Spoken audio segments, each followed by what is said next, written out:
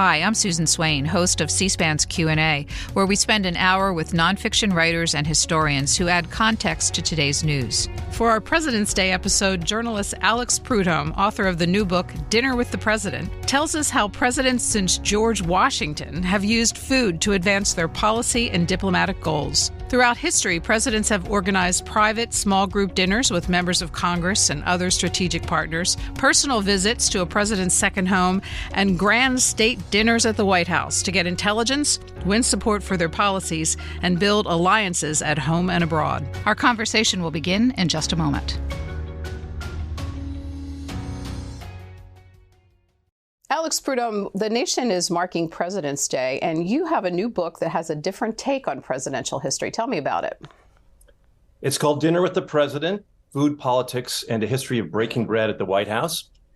And it is a survey of 26 of our 46 presidents, the foods they ate, their food policies, the importance of food to the nation in many ways. And it's really, at its core, a story about the politics of food and the food of politics, viewed through the lens of the White House, which is sort of a unique place.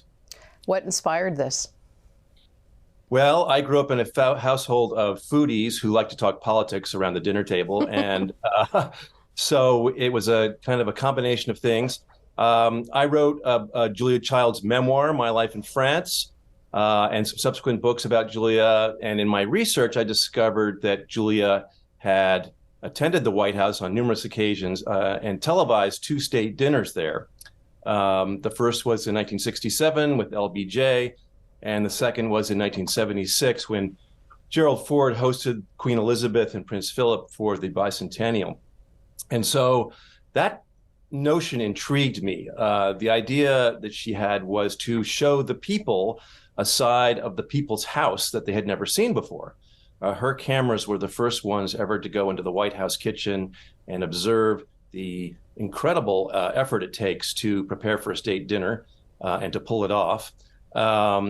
And then in 2016, I was giving a little talk at the White House for mid-level staffers at the Obama administration about fresh water and why I think it's going to be the defining resource of this century, based on my book, The Ripple Effect.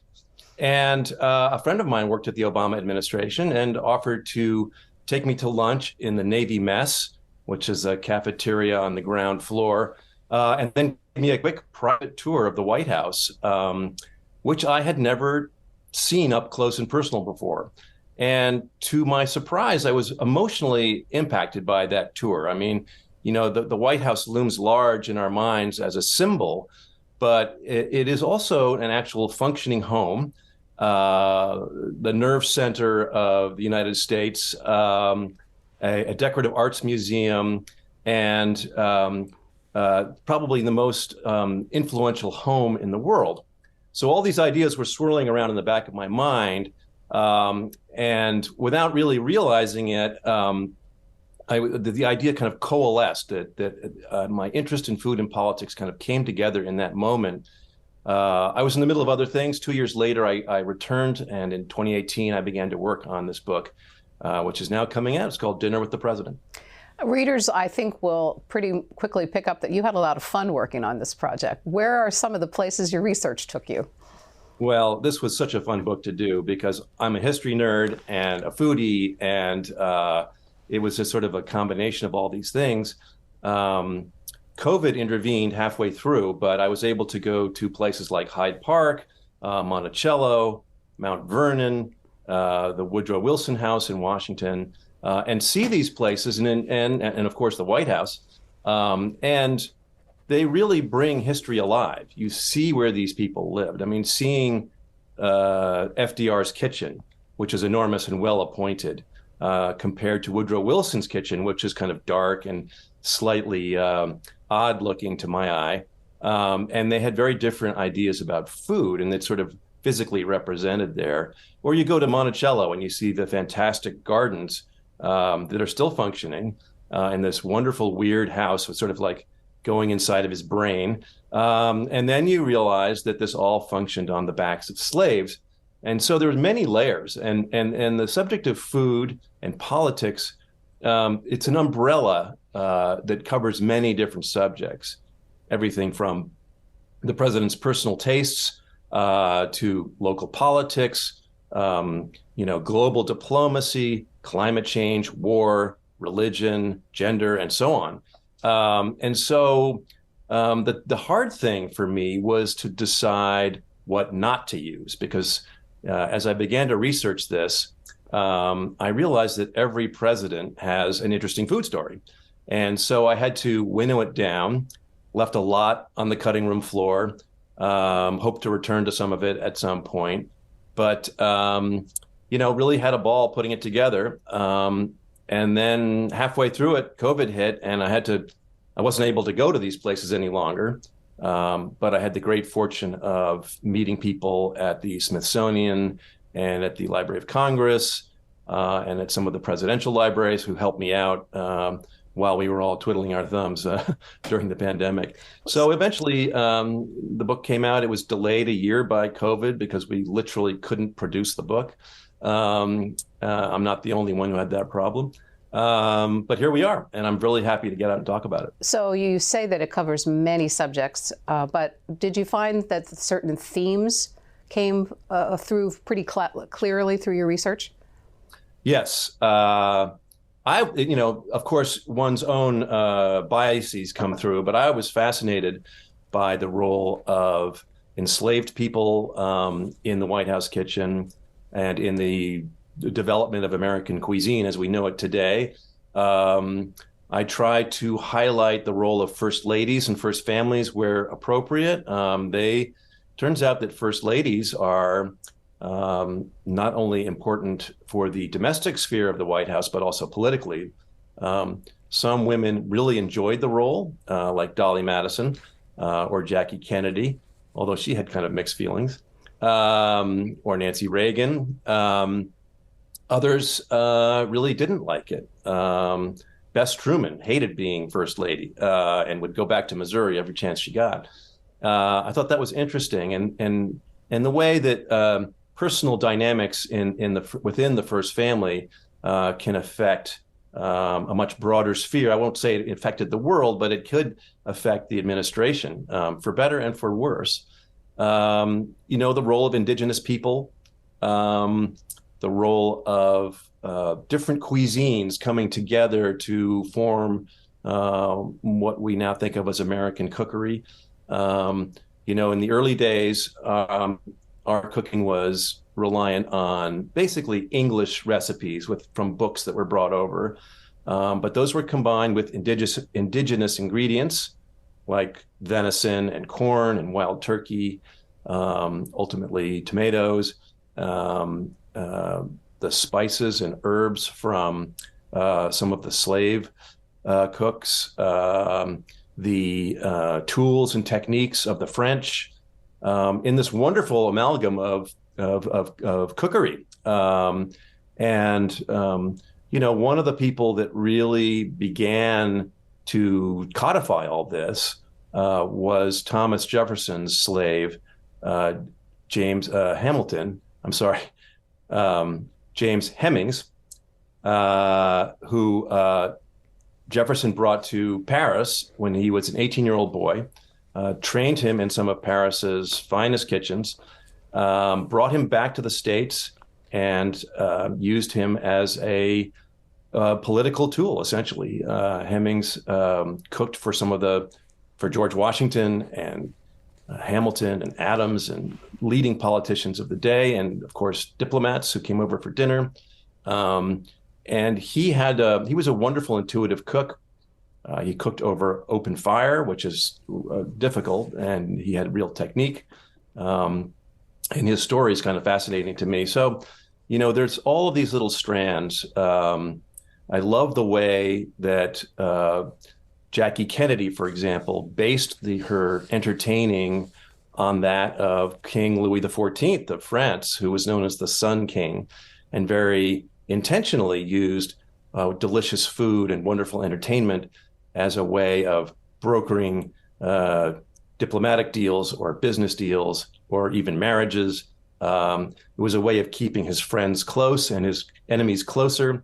And Jackie used this probably better than any other first lady, and was emulated by Nancy Reagan to a certain degree of success. And it's fascinating to me how certain administrations understand the value of food as a political tool, and others don't. And we can talk about that. Sure. In fact, you had to choose among the presidents and pick 26, and we have just an hour with you. So we're going to do a brief survey through the centuries of individual presidents. And I do want to start with Thomas Jefferson, because you dub him our founding epicure. And you write, he set a new standard for the quality of food, wine, and conversation that has rarely, if ever, been matched. How so? Well, Jefferson was a born epicure. He was raised with a high level of food in Virginia. He was a very inquisitive man. He was sent to France as an ambassador right before the French Revolution. While in France, he spent time at the royal court and saw how they used food as a political tool. But he also saw the starving communards who eventually revolted and began to guillotine the aristocracy there. He spent a lot of time tasting what were to him new foods and wines. He became a real enophile, wine expert. And he had, as I mentioned, James Hemings, his cook, who learned how to make things like vanilla ice cream or macaroni. And Jefferson traveled all over Europe, ostensibly doing diplomacy, but really collecting recipes and even foodstuffs. He discovered some wonderful Italian rice that he loved. And it was so prized that the Italians threatened to arrest him if he took any home. He disregarded that and filled his pockets with rice. And then he later hired I think basically some smugglers to bring some rice back over to America, where he planted it at Monticello.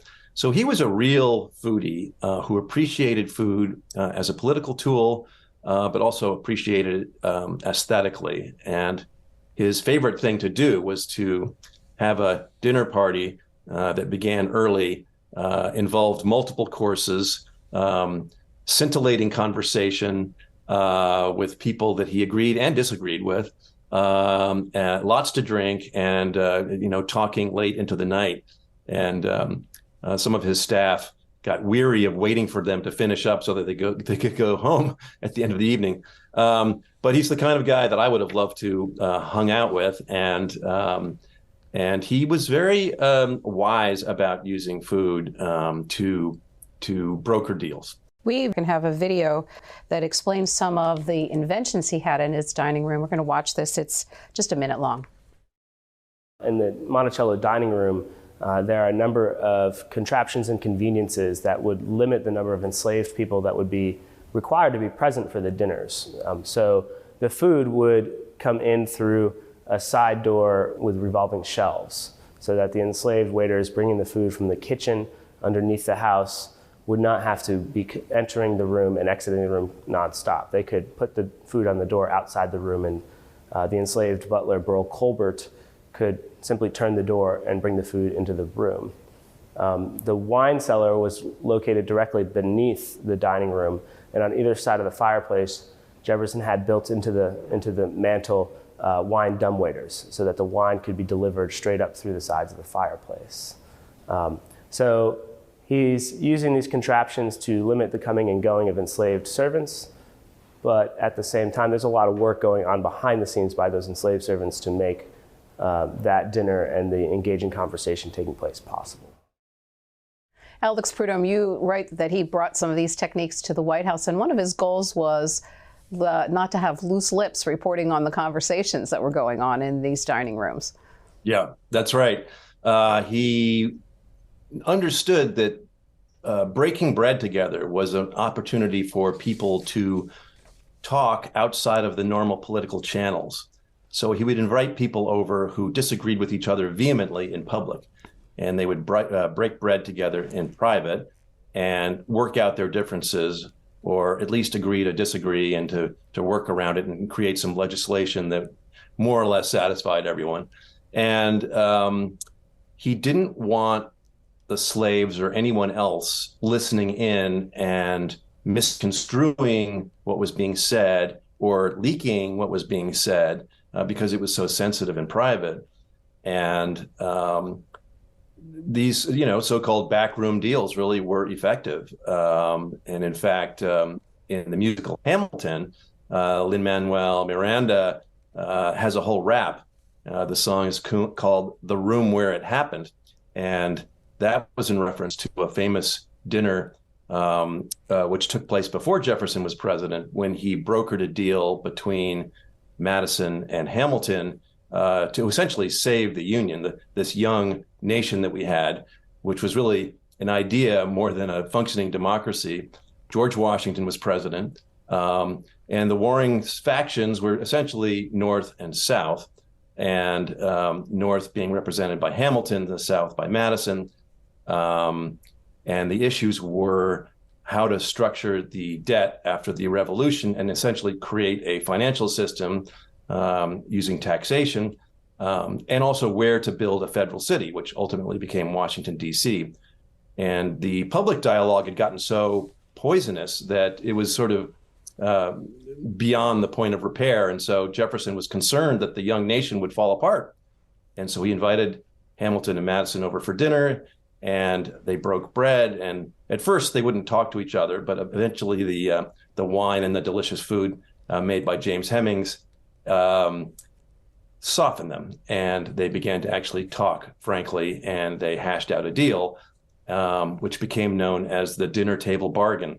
And that deal, arguably saved the Republic at that point. And so this is a way that Jefferson used food in a political way. As one last question on Jefferson as president, because it also illustrates how he used food to gain information. You write this story that starting in 1801, he worked with his daughters Patsy and Polly to host 3 congressional dinners a week and kept notes of every legislator who attended.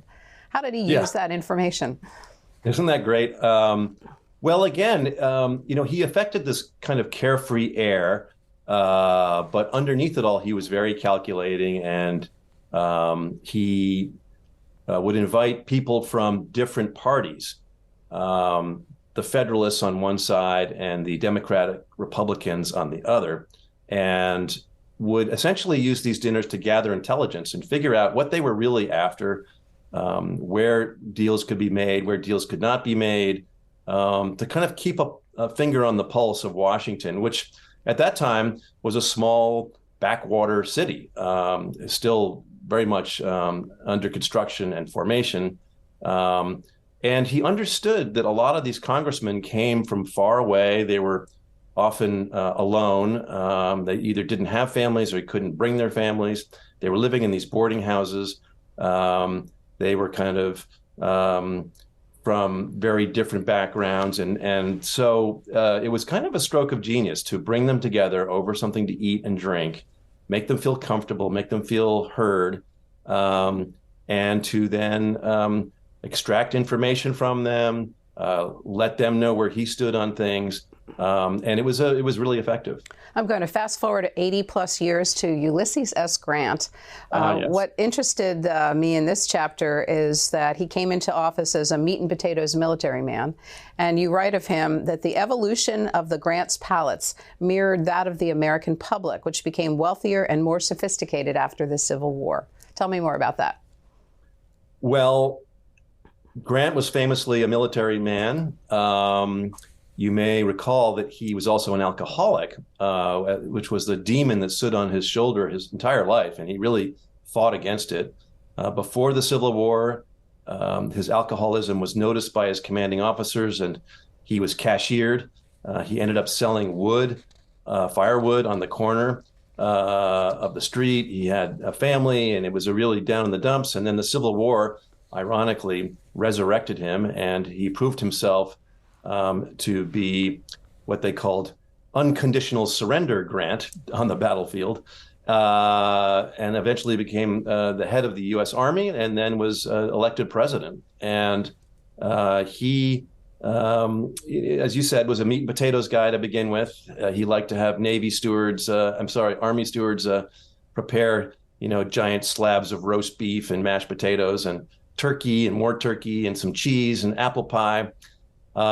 His wife wasn't thrilled with that. She aspired to be more like the Washington swells that she saw going by her window on their way to lovely dinners and lunches. So she redid her wardrobe. She redid the White House, and then she redid the kitchen and brought in a series of chefs. But the best known was a guy named Valentino Mela, who was born in Sicily, was an orphan, eventually came over to this country, was a wonderful cook. He was known as the professor because not only was he technically a genius, but he was sort of authoritative when he talked about food. And he would produce these, 30-odd course dinners that were, each one more fabulous than the last and paired with wine. And after a few years of this, U.S. Grant, the old military guy, came to really appreciate good food. When he was in the Army, he would have a breakfast of coffee and cucumbers, which doesn't sound very appetizing. It eventually got into having kippered herring and bacon and eggs and lots of coffee. And you can see where this is going, which is that ultimately he embraced great cuisine and in fact, hosted the first ever state dinner for a foreign dignitary. And that was King Kalakaua of the Sandwich Islands, which we now call Hawaii. And this is important for many reasons, but again, back to the politics of food and the food of politics, the reason that King Kalakaua was in Washington was that he was trying to lower American tariffs on Hawaiian sugar. And they did work out a deal for that. And sugar became Hawaii's biggest export for many years, 100 years. But it also ultimately let the white sugar plantation owners take over, and basically the capture of Hawaii as an American state many years later. But it was the first time that a state dinner had been hosted for a foreign dignitary, and it was a big deal. Mela created this amazing menu, which no longer survives, but we can infer that it was fabulous and had many courses. And that got a lot of attention in the press. And it was a moment when America was booming. There were gold and timber coming from the West Coast, salmon, railroads were being built, factories were being built. It was kind of the mad rush financially and politically. And U.S. Grant got himself in some trouble. Some of his people in his administration were corrupt. He was a very trusting man, probably just intuitively, but also from his military career. Other people took advantage of him. And he used these dinners a little bit like Jefferson to bring people together, broker deals. But he didn't like getting all dressed up and being fancy. He liked kind of keeping things simple. And one of my favorite anecdotes is that he began to shoot bread balls at his children at the dinner table, and they thought that was hilarious. And he would sometimes forget where he was, and he shot a bread ball at the British ambassador's wife once, hit her in the head, and I think she was a little startled by that. But yeah, terrific, colorful character. Moving into the 20th century, and someone who liked being formal in a way that Grant did not, Herbert Hoover. Here's an interesting anecdote you write, is that he dressed in formal wear and ate a 7-course meal even when dining alone. Yeah. And he was also, he would rush through his meals. He had these wonderful dinners, but he would rush through them. He became known to the world because of his work basically as America's food czar and relief after the First World War. And tell me about his philosophy about food when he came into office. Well, he understood that food was a political tool and rather intentionally used it to break the back of the rise of Bolshevism in Europe. And the Russians, millions of Russians were starving, and he helped supply them with food. But he really made his mark during the First World War. After the Germans had invaded Belgium and France, they would steal the local food, and food riots would erupt. People were starving. And so Hoover and Wilson, who was president at the time, began to ship food and materiel across the Atlantic. And this was one of the things that led us into the war. And it was very, very effective. There were posters out that said, "Food will win the war." And there's a whole fascinating history about that, about sort of the propaganda around food and how that could be used to political ends. And that was some of the stuff that I had to cut that I really personally enjoyed. But if anybody's interested, there's plenty out there of research to do. And, ultimately, it led to global food programs that still exist today, where we are helping. We are the preeminent food donor around the world, even now. People don't really realize this. But food is essential for life, obviously. We all need to eat. And it can be used for good and for ill. Someone like Churchill or even Hitler or Stalin would use food as a weapon. If you can capture your enemy's food and use it to feed your own people, you are also denying it from your enemy. And Churchill used to say that the stomach governs the world. And he used that in a very Manichaean, harsh way, even though he himself was a great gourmet. Reminiscent of Jefferson, before the stock market crash changed everything, you say that he hired 3 full-time secretaries to build interesting guest lists for meals at the White House and insisted on serving the best foods. So insisted on this, that the Hoovers only dined alone once a year on their anniversaries. How did he use these meals? Again, much like Jefferson, that he would bring people together, pick their brains, let them know where he stood on issues. And, the table is a place where people can let their guard down and they can speak off the record and they can be frank. And he valued that. Before he became president, he was a very successful global mining executive. He'd lived all over the world and had all sorts of adventures. He understood the value of breaking bread in a way that others didn't.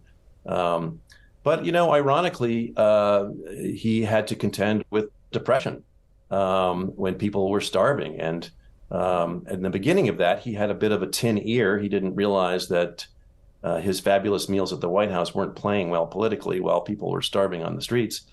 And people building Hoovervilles, so-called. And it became an ironic appetite that he had, that although he enjoyed good food, it ultimately worked against him, and people began to throw rotten tomatoes and cauliflower at him. And it was a sort of a sad ending to his administration. Franklin Roosevelt is the person that you dubbed the second epicure in the White House. But when you read his chapters, you see that there was a big tug of war going on between him and Eleanor Roosevelt about White House food. What was that all about? Well, this is where the side of the White House that people aren't always aware of comes to play, which is the domestic side. The relationship between Eleanor and FDR was fraught. They had been brought up in wealthy milieu. They were actually distant cousins, and they were both cousins with Teddy Roosevelt. They were both brought up on delicious food with cooks in the house and servants. But they had a very contrasting style. FDR was a real gourmet, and a gourmet is somebody who loves delicious food, and a gourmand is somebody who eats to excess. So Teddy Roosevelt was a gourmand, but FDR was a gourmet. Eleanor treated food as fuel. Her children would complain that she would just eat toast and a thin soup and didn't really notice what she was eating. FDR loved exotic foods, whether it was bison steaks or special fish flown in just for him from all over the place. And so that was a sort of guaranteed to cause some marital tension. They had such different views of food. Eleanor began to embrace feminism and a sort of domestic politics, while FDR was contending with the Nazis' rise in Europe. And so she began to use the White House as a bully pulpit to promote healthy but economical eating. And in doing so, she hired a woman named Mrs. Henrietta Nesbitt, who she had met in Hyde Park over bread. Henrietta Nesbitt was a wonderful baker and began to supply FDR's political campaign with baked goods. And when they went to the White House, the Roosevelts hired the Nesbitts to come and work for them. The problem was that Henrietta Nesbitt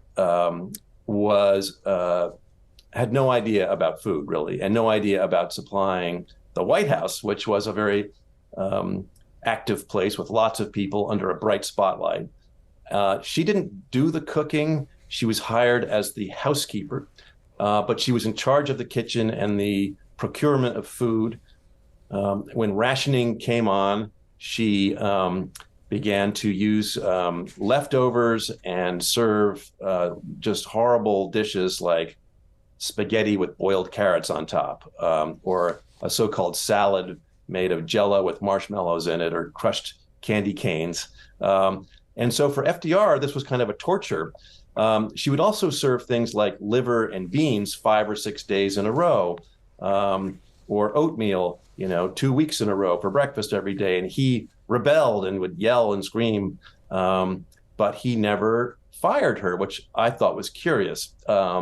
He was the president of the United States and he couldn't control his own diet. So I looked into this, and it turns out that Eleanor was protecting Mrs. Nesbitt, I think in part because when FDR was Secretary of the Navy, Eleanor discovered he was having an affair with her former social secretary, Lucy Mercer, which she saw as a real betrayal and was deeply wounded by this. It turned out that FDR most likely had other affairs. And so some historians have concluded that Eleanor used Mrs. Nesbitt as a weapon of domestic revenge, forcing FDR to eat horrible food to pay penance for his peccadillos. In fact, Ernest Hemingway and his wife, Martha Gellhorn, visited the White House. And Hemingway has a hilarious description of what he called the worst meal he'd ever eaten. A limp bit of squab and some old salad and a terrible cake that some unskilled amateur had made. And he said that Gellhorn would go back to the White House, but he would never go back again. We have about 25 minutes left in our conversation. We're learning about presidential food and the intersection of politics and presidential eating. And before we leave Roosevelt, I just wanted to get one, not domestic, but diplomacy story in. And this is another clip that we have from Kevin Oldenburg, who is the site ranger at Top Cottage. And this is the story of the hot dog picnic. Some of the guests included Madame Chiang Kai-shek of China, King George II of Greece, Crown Princess Marta of Norway, Queen Wilhelmina and Princess Juliana of the Netherlands, Mackenzie King, Prime Minister of Canada, King George VI, and Queen Elizabeth, the Queen Mum from Great Britain. Winston Churchill was on this porch 4 different times. Probably the one most people are familiar with is the infamous hot dog picnic, the weekend that the King and Queen of England arrived here in Hyde Park. The visit was a very historic visit, as it was the first time that a seated British monarch had been to the United States. And that visit was capped off with a picnic on the porch here at Top Cottage. Now, we always hear about the hot dogs that were served, but the menu was much more vast than that. They had Virginia ham, smoked turkey, hot sausages, hot dogs, mixed green salad, strawberry shortcake for dessert. But it was the hot dogs that really stole the show, and they were Swift premium hot dogs. and I don't believe the Queen had ever seen a hot dog before. Alex Prud'homme, anything else on that story? Well, he forgot to mention the beer too, hot dogs and beer. And, the New York Times was so impressed. They had a big headline saying, King George eats hot dogs and drinks beer and asks for seconds. And this, again, there was a political motive here. This was before the U.S. entered the Second World War. FDR strongly feared Hitler and wanted to join the Allies against Germany. But the U.S. was in an isolationist mood at that point. Many Americans were still annoyed with Great Britain for not repaying their First World War debts. But he realized that the king and queen were a unique couple, and that if he could humanize them and make them appealing to the American public, it might help to sway the public mood. And so this was a kind of a coup de théâtre, as the French say. It's a theatrical moment that he orchestrated. Much like Jefferson, FDR was a gastronome who understood how to use food in a very shrewd political way. And he knew that giving the king and queen hot dogs and beer at a quote unquote simple picnic would cause a sensation and create headlines. And sure enough, it did. And at the same time, behind the scenes, he and King George conferred, and he quietly told the king that America has Britain's back and would start to send foods across the Atlantic in convoys, and would sink any U-boats that attempted to attack them, and let the chips fall where they may, which was quite a bold move at that point. And it didn't come a moment too soon, because shortly after that, the Germans blitzkrieged into Poland, and the Second World War was off and running. And by that point, he had helped to convince the American public that indeed we should support the Allies in Europe. And that picnic became known as the picnic that won the war. And I love that story.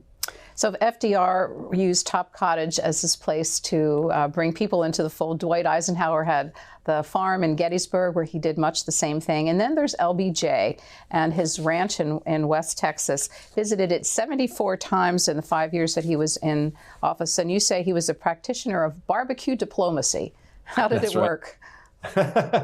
Well, he had a formula down, which is quite impressive. That, there's this great myth of the American cowboy in the West, and he used that very shrewdly. He would get people out of Washington or out of their embassies, and he would fly them out to his ranch in Texas, in the Texas Panhandle.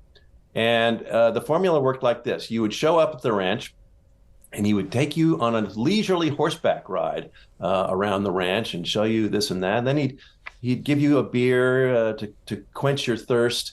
Then you'd have a dinner of barbecued ribs, or perhaps some Pedernales chili, which was created by his black cook, Zephyr Wright. It was a wonderful dish.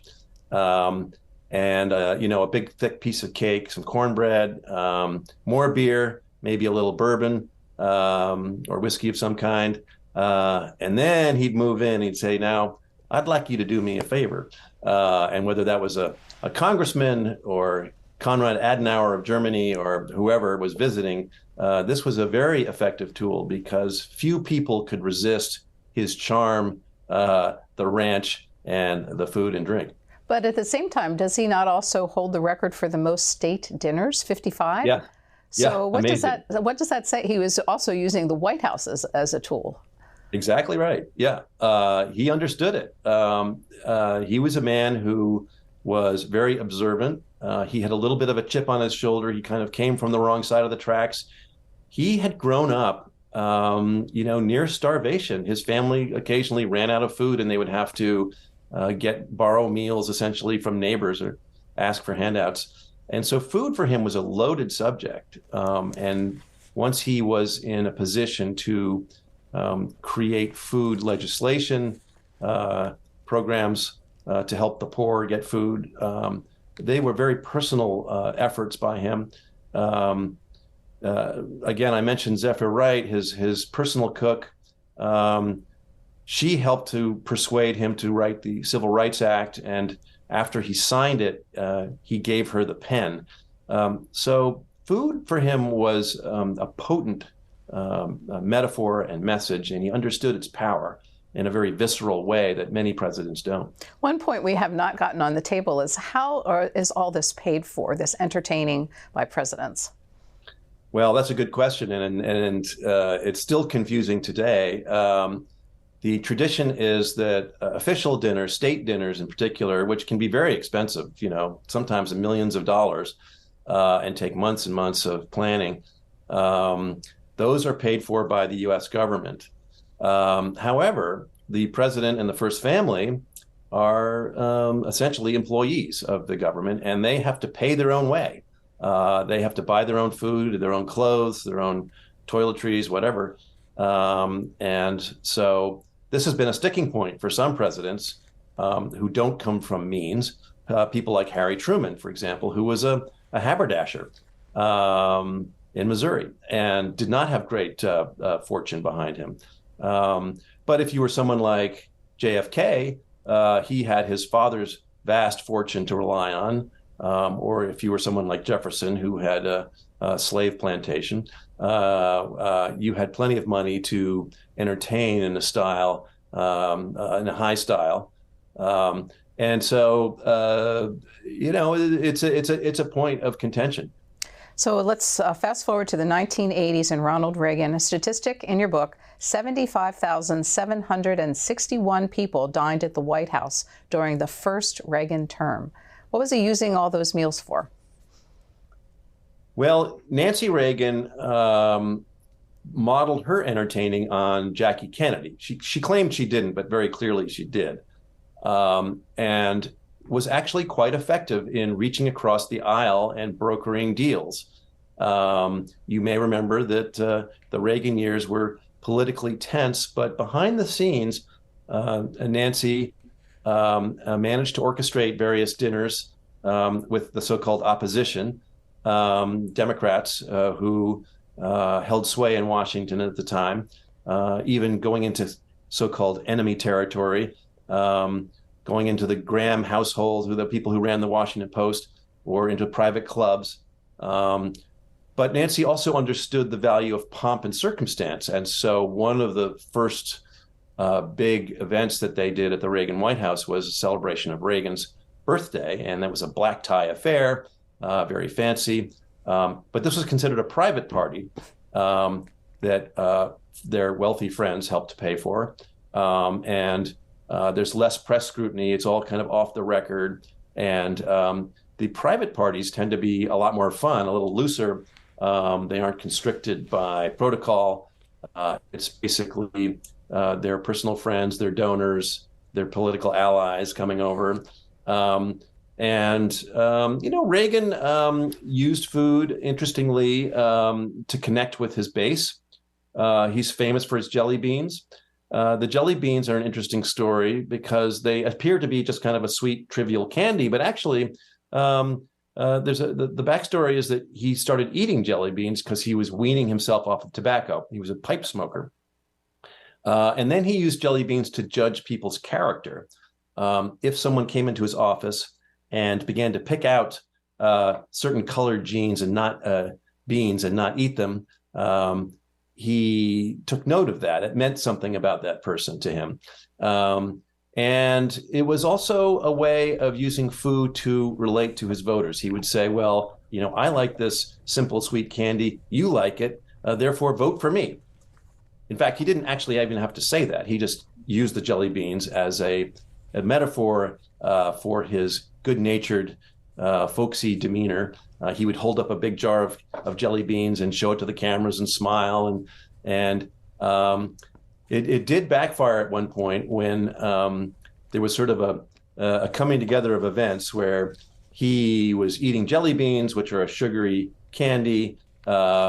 His administration declared infamously ketchup to be a vegetable. And at the same moment, Nancy Reagan had just acquired a very expensive, large, and rather beautiful set of new White House china, which, by the way, was paid for by private funds, by donors. But what got lost in the hoo-ha that happened was that Reagan cut back school lunch expenditures at the very same time that Nancy was buying china, and that he was calling ketchup a vegetable, and it blew up in his face.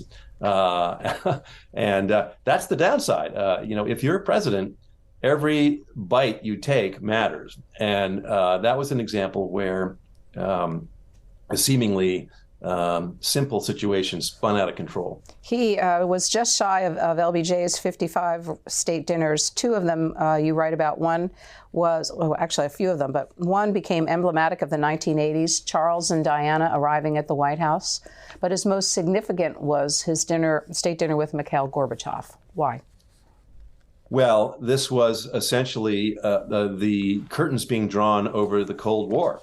Gorbachev had realized that the ongoing Cold War was destroying Russia and Europe, and Reagan, with Maggie Thatcher, was forcing his hand. And so after years of negotiations and dinners in Europe and all over the place, the Gorbachevs came to Washington and were hosted by the Reagans at a wonderful state dinner. It was a very emotional moment, and people in the audience were crying because the moment was a historically significant dinner, but you mentioned the Lady Diana Prince Charles visit. That was a bit of theatrics orchestrated by Nancy Reagan, a la Jackie Kennedy, where this was ostensibly a surprise that Ronald Reagan was dancing with Lady Di, Nancy was dancing with Prince Charles, and then in a signal from Nancy, out of the shadows stepped John Travolta, this sinuous dancer from Saturday Night Fever, who Lady Di had wanted to meet. And they had a very sexy dance together. And it was one of those images that defined the Reagan White House. It was a fabulous moment of food, entertaining, a combination of celebrity and royals. To a certain extent, the nation's mind was being blown seeing this. And it was the images of that night went around the world and still to this day are defining of that era. So even though Reagan was not a particularly foodie person, Nancy understood the value of food and entertaining and used it quite effectively. Alex Prud'homme, we have 10 minutes left, and I'm going to do a quick romp through the 21st century's presidents. You write so far the 20th century has been a confusing time in the food of politics and the politics of food. So let me go through the 4 21st century presidents real quickly, and I have one line from each for you to comment on. Sure. George W. Bush, how 9/11 changed presidential food really forever. What were the changes after 9/11? Well, in personal terms, the president could no longer accept food gifts from all across the country, which was a popular thing because we became so concerned about security. That really changed things. And the clampdown also returned us to simpler, more homey food, comfort food, because we were in a state of trauma, and it sort of realigned priorities. Barack Obama, the most globally informed palate since Herbert Hoover. And you also write, during his administration, food became part of a larger culture war. Well, Obama, when he was campaigning, was criticized for being an elitist because he liked to eat arugula salad. He was a real foodie. And Michelle Obama was someone more focused on health. Her Let's Move campaign was very popular and helped people start thinking about obesity and diabetes, which can lead to all sorts of horrible diseases. And they used food in quite a shrewd way. The problem was that Barack Obama tried to emulate Teddy Roosevelt and bust up some of the big food trusts and failed. The lobbyists and the food companies made sure that didn't work out. And ultimately, Michelle Obama became more effective by planting her White House garden, which I think is a terrific story, partly because it seemed radical at the time to rip up this beautiful green lawn at the White House and plant a vegetable garden. But it was also very retro. The early years of the White House, presidents often had gardens there, or chickens running around, or even a few of them had cows, some of whom lived in the White House for their milk. And so it was a return to tradition.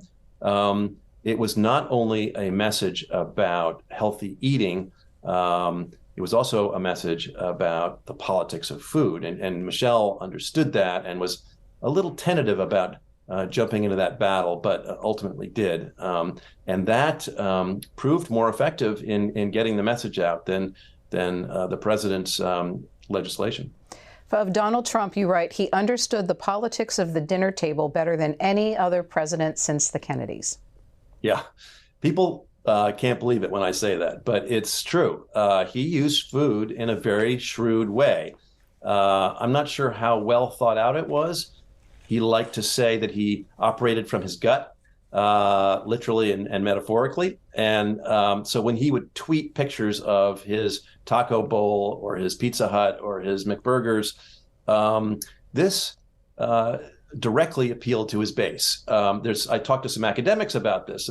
When you see someone wearing a similar shirt to you, you think, oh, that's a nice shirt, but it doesn't really register too much. But if you see somebody eating the same kind of food that you like, it triggers something in our primal brain. It almost goes back to our prehistory, where food was a matter of life and death on a daily basis. And so if you saw somebody eating the same kind of food you did, that essentially meant you were of the same tribe. And it's true today. And it's not a conscious thought we have. It's an emotional impulse. So much like Reagan and his jelly beans, Trump was saying, you like the same kind of food that I do, therefore vote for me. Again, he didn't have to say that. It was just the message of those images. And like Reagan, when he hosted the Clemson football team for a so-called burger banquet in the state dining room under the portrait of Abe Lincoln at the White House, the images of that dinner went around the world instantly and became defining ones. And people, traditionalists on both sides of the aisle, were outraged by this. And that was the point. He made a statement visually about his values and his voters. And it was reminiscent of Andrew Jackson and other populists who very intentionally used symbols like that to appeal to his voters. And it was extremely effective. Joe Biden came into office still with the COVID restrictions. He's had one state dinner. Any observations about Joe Biden's relationship with food? Well, Joe is a spaghetti and ice cream eating guy. He's not a great sophisticate on food, but his wife, Jill, is a very accomplished cook. She grew up with Italian grandparents who like to make homemade pastas and braciole and meatballs and homemade bread. And she took up the mantle of cookery in their household. Actually, Kamala Harris is a very accomplished cook, and in fact has some cooking videos you can see online where she's brining a turkey, or she's schooling Senator Warner on making a tuna melt, or she's making a masala dosa with Mindy Kaling. And her interest in food is very genuine too. And so it's interesting. This, again, is the role of the First Lady, where there's a blending of the personal and the political when it comes to food. Well, on that note, excuse me, you close with some observations about the role of the president and the first family as eaters in chief. What are your thoughts about that, and what opportunities and responsibilities the role comes with? Well, the public really pays attention to what the president and first family eat. There are studies done on this. And so when Trump was talking about his burgers, the consumption of fast food, particularly amongst Republicans, went up. And it sort of gives people license to eat what the president eats. the president is reflecting the nation's taste, but he's also got his own taste.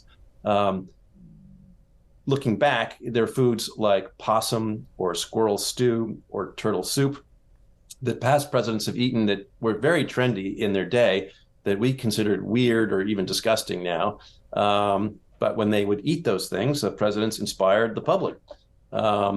And so my feeling is that the president ought to acknowledge this more openly and promote the best of American food, the best of American cooking, ingredients, techniques.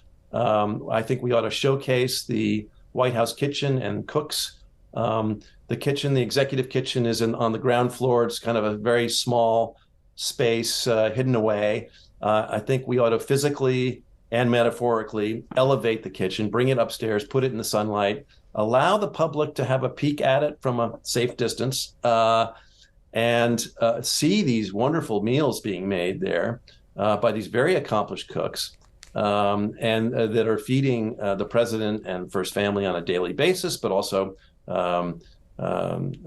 congressmen and dignitaries from abroad, and really elevate the role of the White House kitchen and the White House cooks.